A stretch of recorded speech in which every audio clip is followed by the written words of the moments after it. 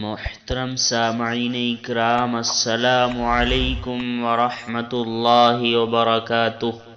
آج کی ویڈیو دو باتوں پر مشتمل ہے، ایک اہم مسئلہ اور ایک اسلامی کیلنڈر۔ مسئلہ یہ ہے، کیا فرماتے ہیں علماء دین و مفتیان شرع متین مسئلہ ذیل کے بارے میں کہ جمعے کی نماز بغیر خطبے کے ہو تو جمعے کی نماز ہوتی ہے یا نہیں؟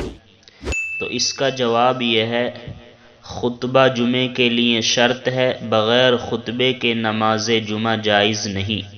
واللہ تعالی علم بالصواب۔